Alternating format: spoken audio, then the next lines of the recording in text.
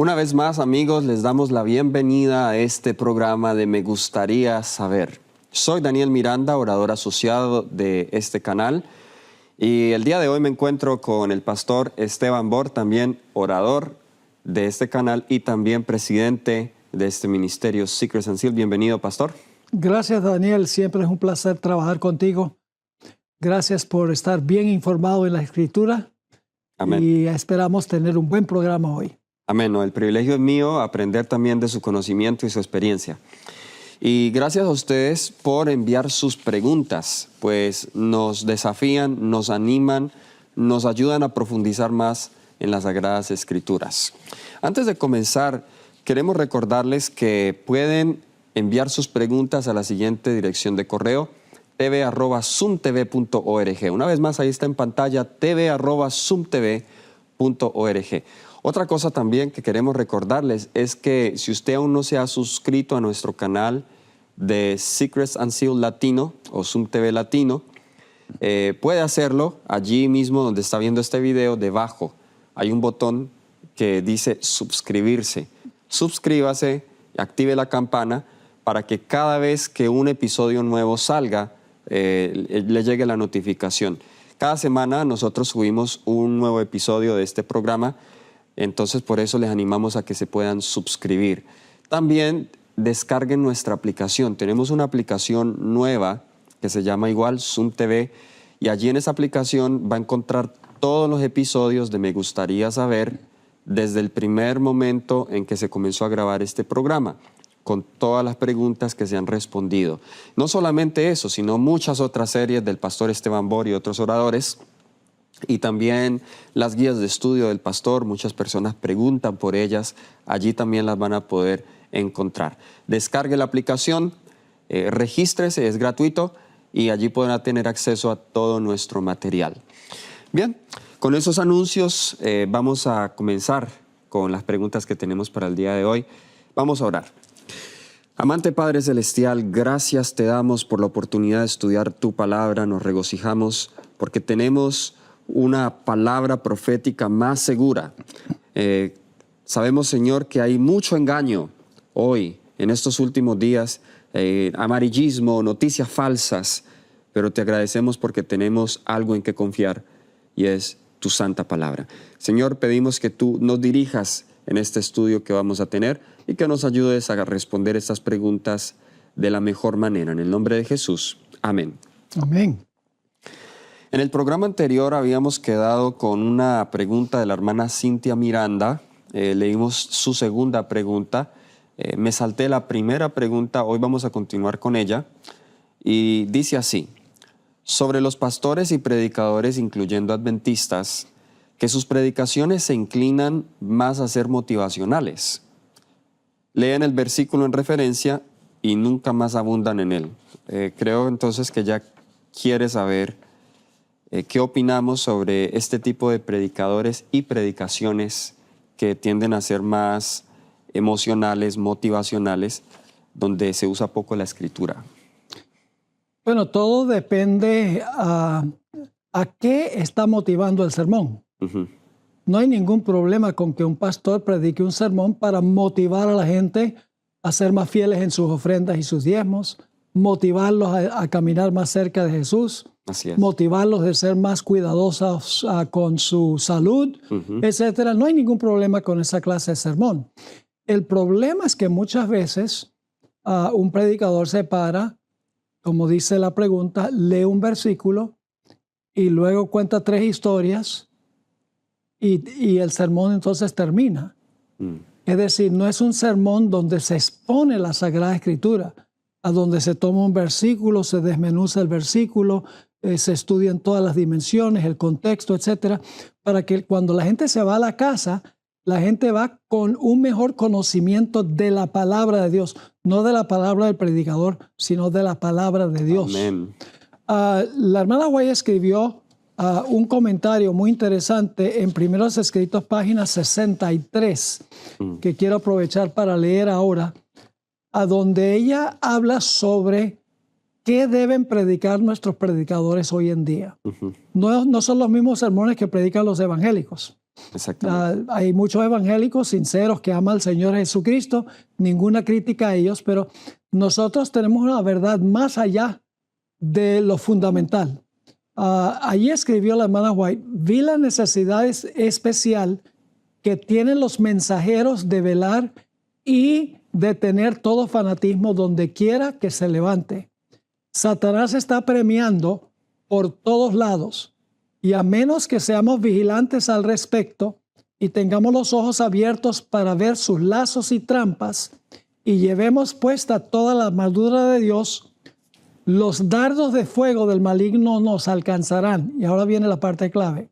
Son muchas las preciosas verdades que contiene la palabra de Dios. Amén. Pero es la verdad presente lo que el rebaño necesita. Amén.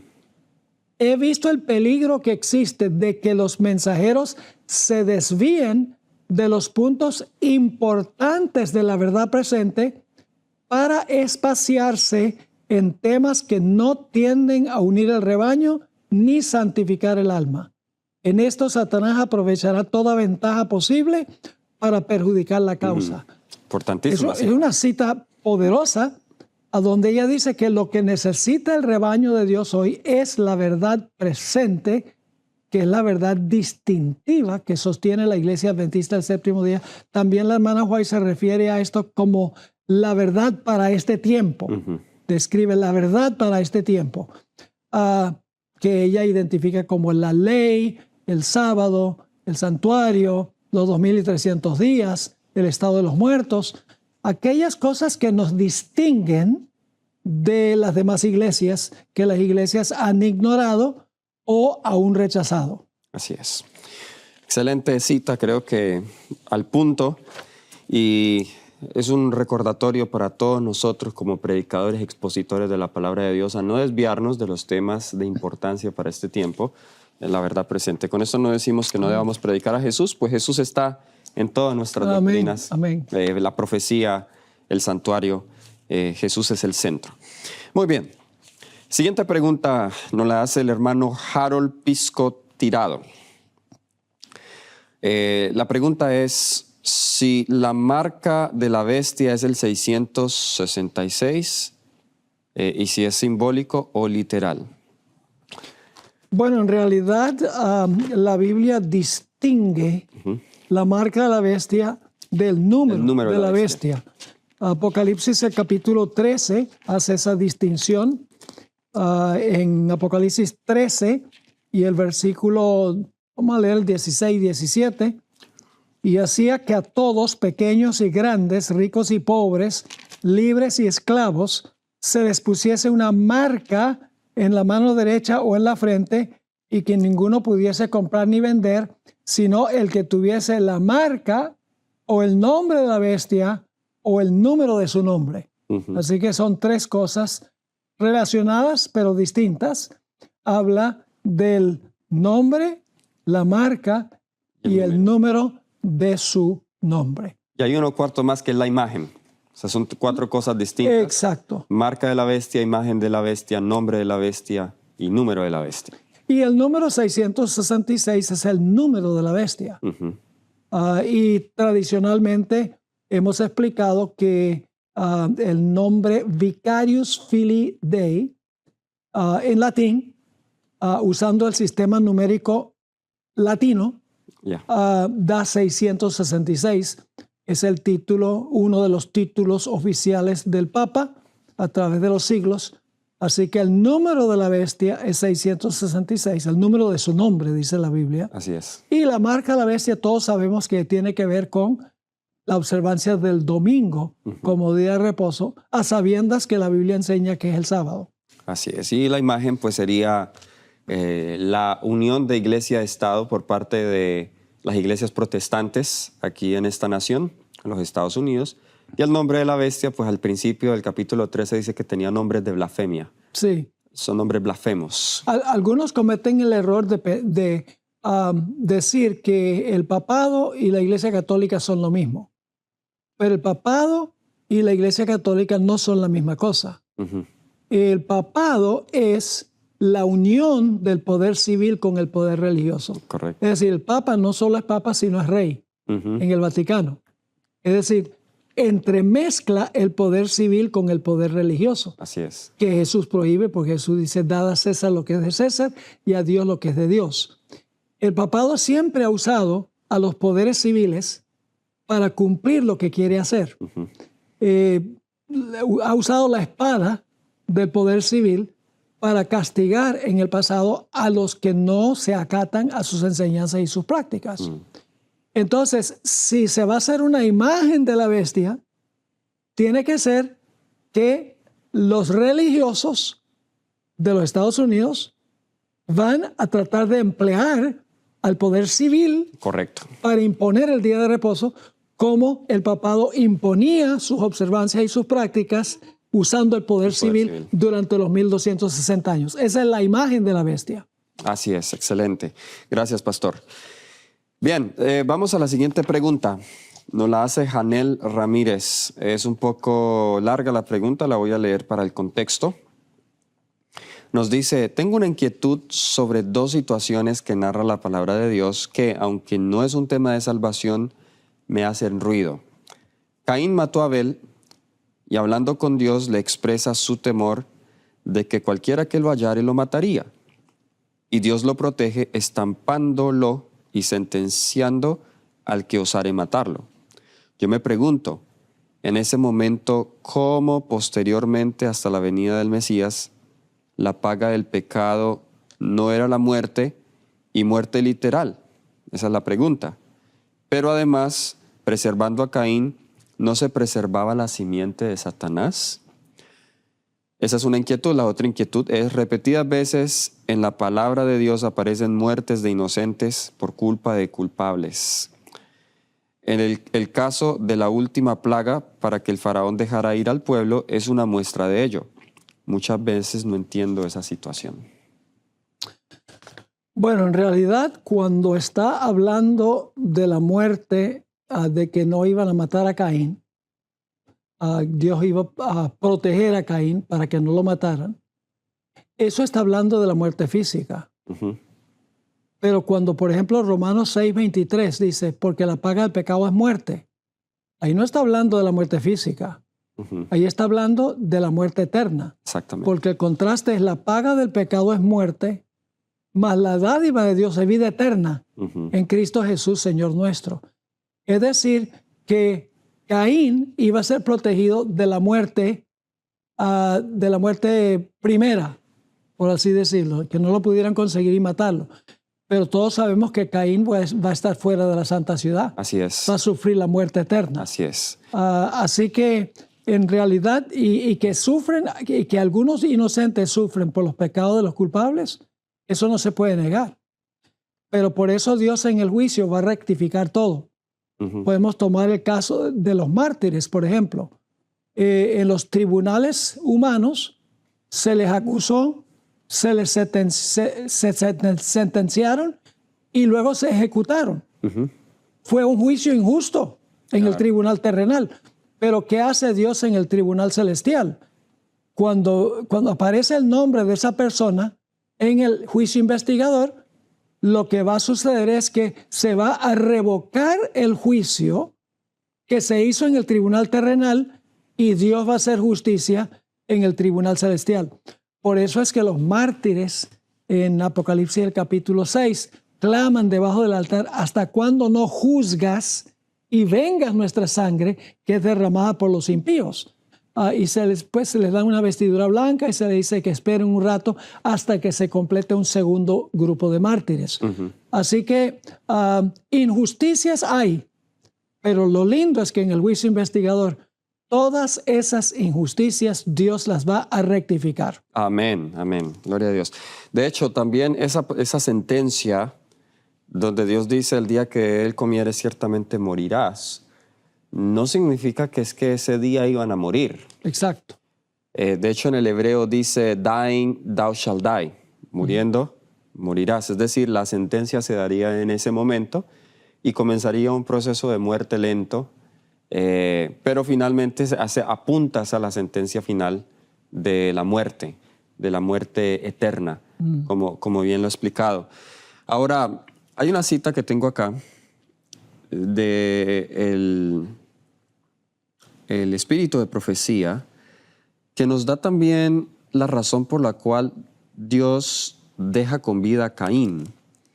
Y esto no era con el propósito de preservar la simiente de Satanás, pues si Caín hubiese muerto, la simiente de Satanás se hubiese seguido reproduciendo. Sí. No solamente se iba a reproducir a través de Caín. Ahora nos dice acá la sierva del Señor en esta cita de Patriarcas y Profetas, la página 56. La página 56.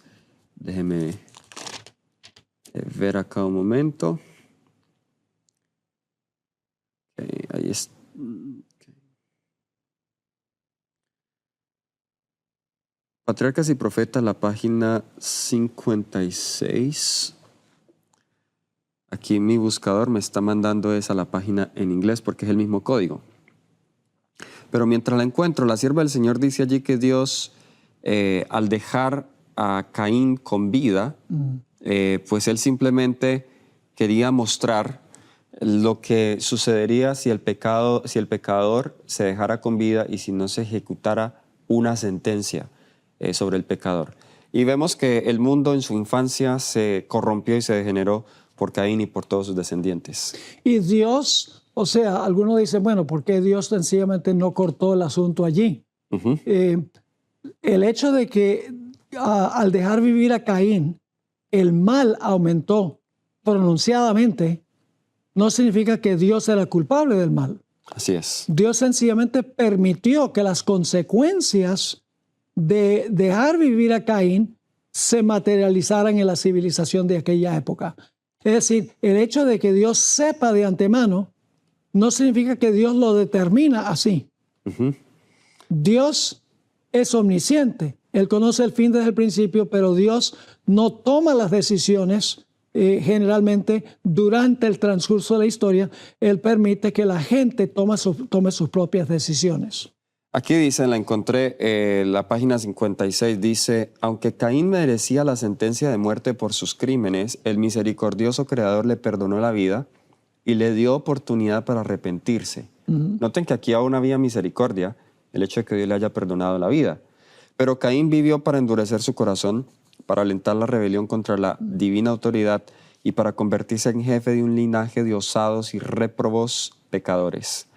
Este apóstata, dirigido por Satanás, llegó a ser un tentador para otros y su ejemplo e influencia hicieron sentir su fuerza desmoralizadora hasta que la tierra llegó a estar tan corrompida y llena de violencia que fue necesario destruirla.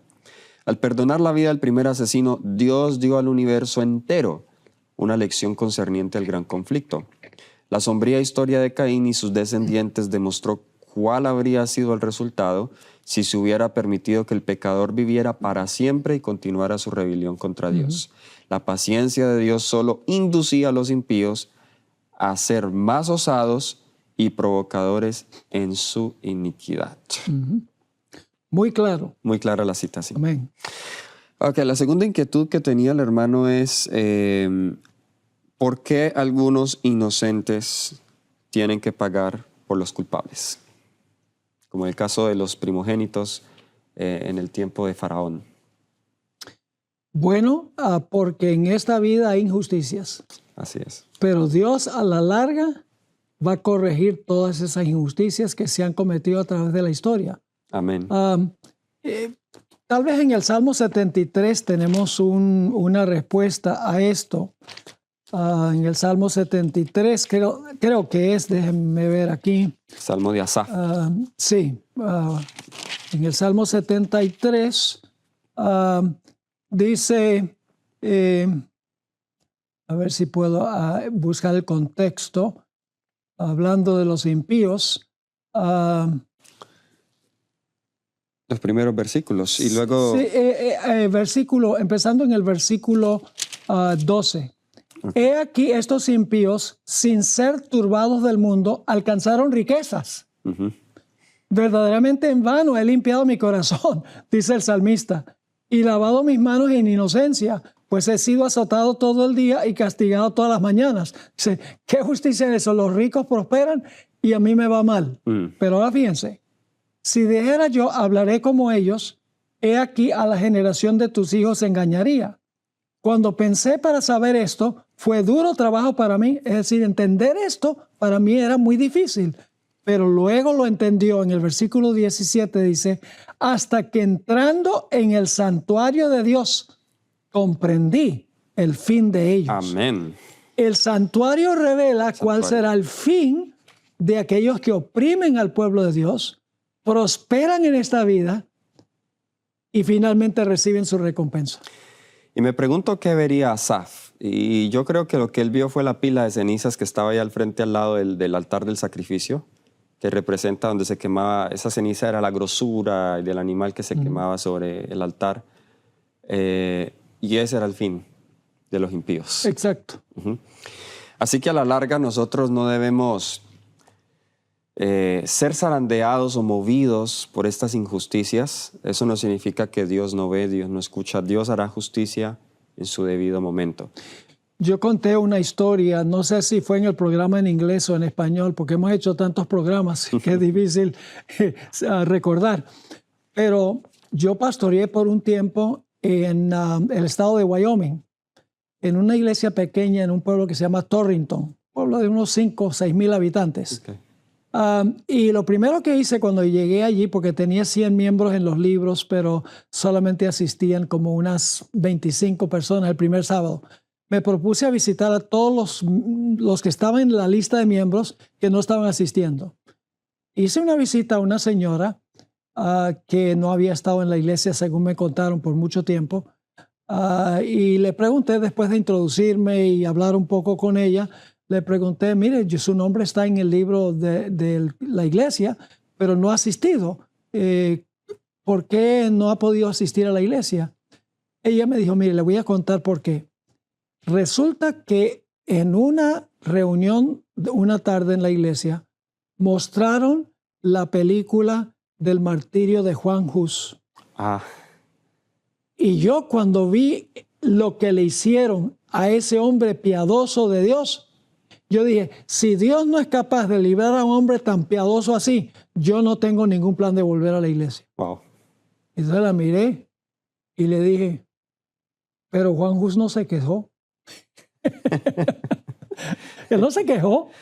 Cantaba. Él cantaba mientras estaba siendo quemado vivo en la hoguera, porque él confiaba en Jesús. Él sabía que algún día Jesús iba a rectificar todo. Como Esteban dijo, en tus manos encomiendo mi espíritu. Y en eso se durmió, que significa que si se durmió, pues va a despertar, ¿verdad? Así que no debemos preocuparnos por las injusticias que nos sobrecaen en esta vida. Tenemos que mirar más allá, al momento cuando Dios va a corregir todo y se haga perfecta justicia. Amén. Las injusticias de esta vida no son la paga final. Entonces no deberían movernos de nuestra fe, pues hay un Dios en los cielos y Él hará justicia. Amén. Bien, en los minutos que tenemos, esta pregunta es sencilla, así que creo que nos da para responderla. ¿Cómo es posible que un pecador como Jacob haya luchado física e intelectualmente contra un ángel, el mismo Jesús, y lo haya vencido? ¿Y por qué Jacob es tan exaltado por este hecho, siendo hasta ese momento un miedoso hacia su hermano? ¿Y por qué tanto valor contra el Señor Jesús? Muy buena pregunta, la hace Andrés Morán. Sí. Bueno, primero cuando dice que lo haya vencido, en realidad eso no fue lo que sucedió. Allí en realidad lo que dice el texto bíblico es que Jacob luchó con Dios y prevaleció. Prevaleció.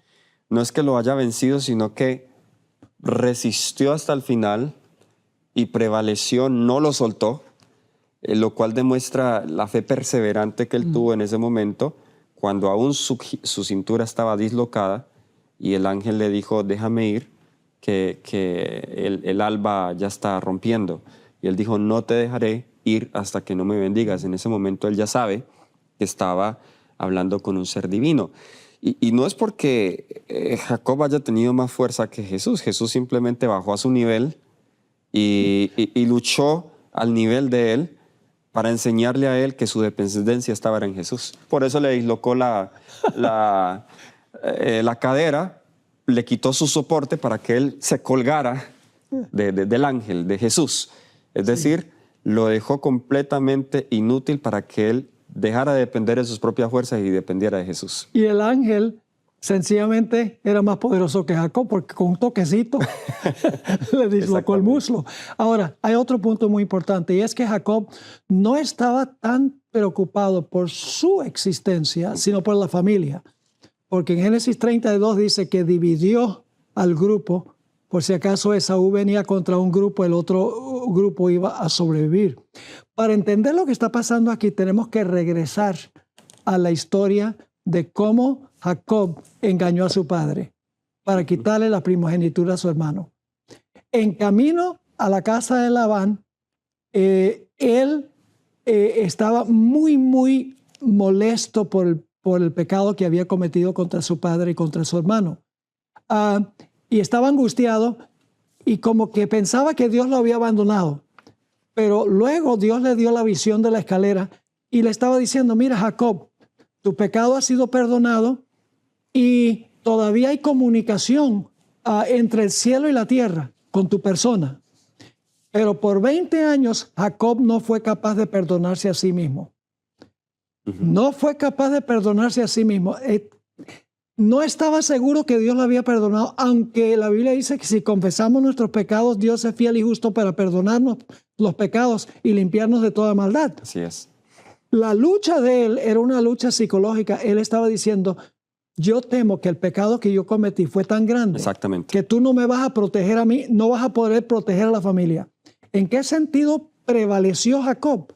En el sentido de que él no se rindió en venir y decir, no te dejaré hasta que me des la bendición, me asegures la protección, porque tú has perdonado el pecado que yo cometí. Es una angustia más psicológica y espiritual que una angustia por temor a perder la vida. Amén, así es.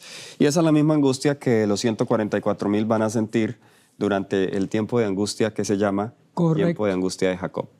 Bien, y se nos ha acabado el tiempo. Dios les bendiga. Hasta la próxima.